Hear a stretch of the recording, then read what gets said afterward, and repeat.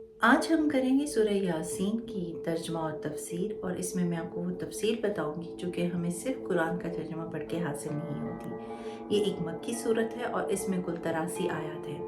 نبی کریم صلی اللہ علیہ وآلہ وسلم نے اسے قرآن پاک کا دل بیان فرمایا ہے، اور ایک روایت کے مطابق نبی کریم صلی اللہ علیہ وآلہ وسلم نے ارشاد فرمایا، جو کوئی بھی سورہ یاسین کو ایک مرتبہ پڑھتا ہے اسے 10 قرآن پاک پڑھنے کا ثواب حاصل ہوتا ہے۔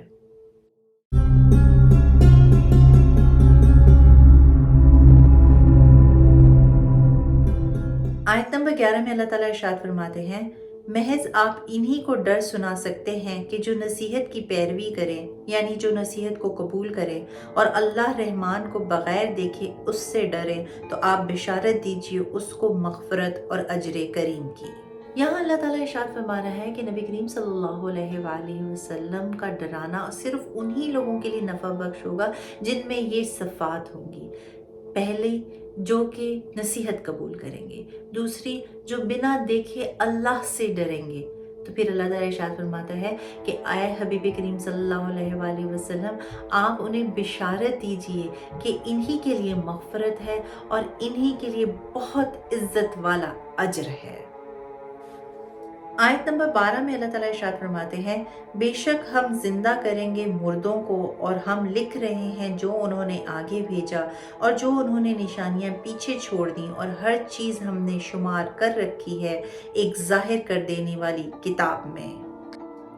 یہاں اللہ تعالیٰ لوح محفوظ کا ذکر ارشاد فرما رہا ہے کہ اللہ تعالیٰ نے اپنے عظیم علم سے مستقبل پر نگاہ ڈالی، جو کچھ بھی وہ کرتے ہوئے نظر آئے وہ اللہ نے لکھ دیا، لہٰذا اب وہ جو کچھ بھی کریں گے وہ اللہ سے پوشیدہ نہیں ہے۔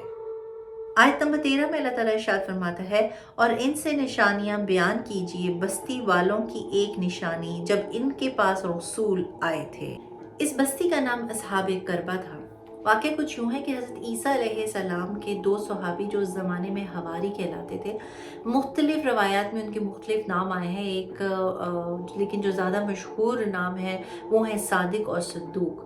انہیں تبلیغ دین کے لیے شہر انطاکیہ میں بھیجا گیا۔ جب وہ اس شہر میں داخل ہوئے تو ایک شخص وہاں پر بکریاں چرا رہا تھا۔ جب اس کا نام معلوم کیا گیا تو اس کا نام حبیب نجار تھا۔ اس شخص کو ان 2 حواریوں نے اسلام کی دعوت دی تو اس شخص حبیب نجار نے ان سے کوئی نشانی طلب کی۔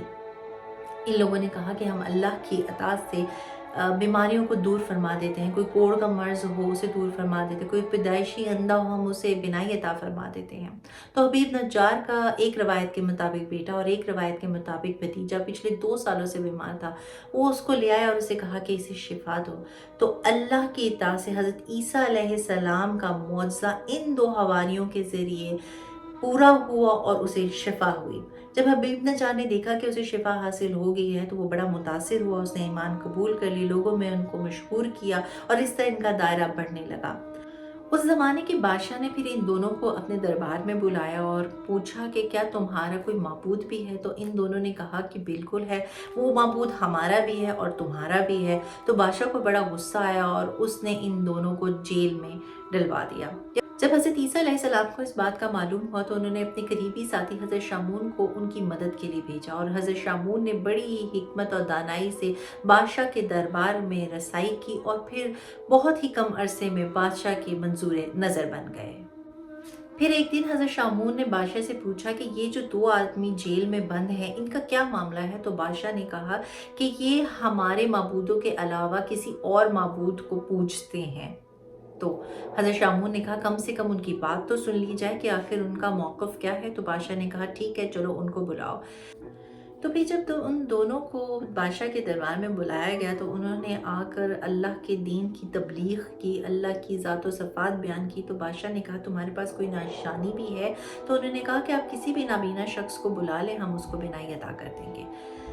تو بادشاہ نے ایک نوجوان نابینا شخص کو بلایا اور ان دونوں نے اللہ کے کرم سے اس کو بینائی عطا فرما دی۔ اب بادشاہ بڑا متاثر ہوا اور حضرت شامون نے اسی وقت بادشاہ کو یہ کہا کہ آپ بھی اپنے معبودوں کو کہیں کہ کسی نابینا کو بینائی عطا کرے تاکہ آپ کی قوت کا اظہار ہو اور ہم ان سے پیچھے نہ رہ جائیں۔ देखिए, बादशाह कहता है कि दर हकीकत बात तो ये है कि हमारे माबूदों में इतनी ताकत तो है नहीं कि वो किसी भी नाबीना को बनाए अता करें।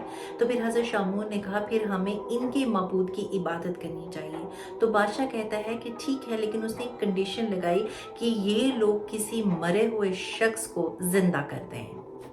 उस वक़्त वहाँ पे एक दहकान था जिसके बेटे को मरे हुए तकरीबन 7 दिन हो चुके थे और उसकी लाश बदबू मार रही थी।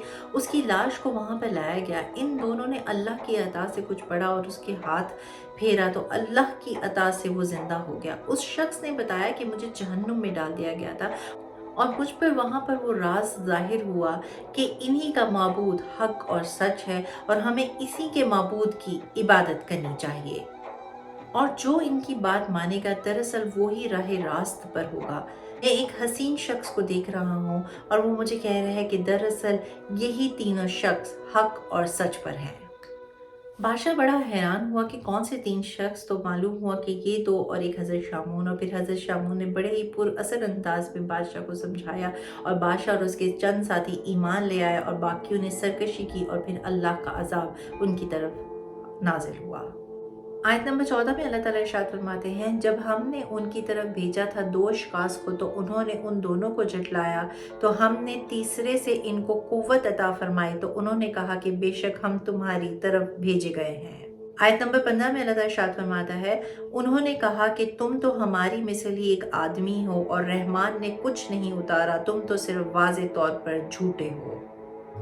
इस आयत से साबित होता है कि बुजुर्गों को, बड़ों को, मोहतरम लोगों को अपने ही मिसल करार देना कुफ़ार की आदत रही है। और यहाँ कुफ़ार वो है कि यही कहना चाह रहे हैं कि तुम तो हमारी मिसल ही एक आदमी हो। अल्लाह ताला को अगर हमारी हदायत मंजूर होती तो वो फरिश्तों को भेजता, ना कि तुम लोगों को। और आगे माज़अल्लाह वो ये कह रहे हैं कि रहमान ने कुछ नहीं उतारा, तुम्हारा ये दावा झूठा है। आयत नंबर 16 और 17 में अल्लाह ताला इरशाद फरमाता है, तो वो बोले हमारा रब जानता है कि बेशक हम तुम्हारी तरफ रसूल बनाकर भेजे गए हैं और हम पर तो फ़क्त वाज़े तौर पर हर चीज़ का पहुँचा देना है। यानी पिछले दौर में भी तबलीग दीन करने वाले यही कहते थे कि हमारा काम तो फ़क्त पहुँचा देना ही है, मनवाना नहीं है। अगर तुम मानते हो तो ठीक है, नहीं मानते तो तुम्हारी मर्ज़ी है। आयत नंबर 18 में अल्लाह ताला इरशाद फरमाते हैं, उन्होंने कहा कि बेशक हम तो तुम्हें मनहूस समझते हैं, बेशक अगर तुम ना रुके तो ज़रूर ज़रूर हम तुम्हें रहम कर देंगे कि पत्थर मार मार के हलाक कर देंगे। बेशक ज़रूर ज़रूर हमारी तरफ से चखोगे एक दर्द देने वाला अजाब। माज़अल्लाह उन्होंने कहा कि हमें लगता है कि तुम्हारी नहूसत हम पर तारी हो गई है और एक दर्द देने वाला अजाब तुम तक पहुंचेगा, मारेंगे, पीटेंगे, कुछ भी करें। आयत नंबर 19 में अल्लाह ताला इरशाद फरमाते हैं, उन्होंने कहा कि तुम्हारी नहूसत तो तुम्हारे साथ है, क्या तुम इस पर नाराज होते हो कि तुम्हें समझाया गया है, बल्कि तुम एक हद से बढ़ने वाली कौम हो। तो उन्होंने कहा कि तुम हमें मनहूस कह रहे हो, बल्कि हर शख्स जो की नहूसत उसके अमाल की वजह से होती है। तो जो भी तुम पर मुसीबत नाजिल हो रही है या कोई अल्लाह का अजाब होगा वो तुम्हारे खुद के अमाल की वजह से होगा। अब बादशाह और उसके साथी ईमान ले आए थे, तबलीग आम हो रही थी, तो फिर ये मुकाबले आपस में शुरू हुए। लेकिन जब वो कत्ल करने के दर पर आ गए तो हबीब नज्जार दौड़ते हुए आए और उन्होंने फिर तस्दीक की। तो अगली आयत में उनका जिक्र आएगा।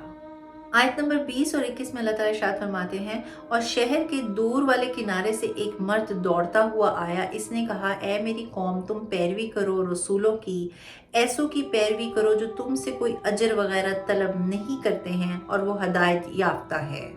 अब हबीब नज्जार रज़ी ताला अन्हों का कहना ये गज़ब हो गया और उन लोगों ने उन पर हमला कर दिया और उन्हें शहीद कर दिया। आयत नंबर 22 और 23 में अल्लाह ताला इरशाद फरमाते हैं, और मुझे क्या है कि मैं उसकी बंदगी न करूं जिसने मुझे पैदा किया और उसकी तरफ तुम्हें पलटना है। क्या अल्लाह के सिवा मैं और खुदा बना लूं कि अगर रहमान मेरा कुछ बुरा चाहे तो इन बुतों की सिफारिश मेरे कुछ काम न आए और ना ये मुझे बचा सके। आयत नंबर 24 और 25 में अल्लाह ताला इरशाद फरमाते हैं, बेशक उस वक़्त तो मैं ज़रूर खुली गुमराही में हूँगा, बेशक मैं ईमान ले आया तुम्हारे रब के साथ, तो मेरी बात को गौर से सुनो।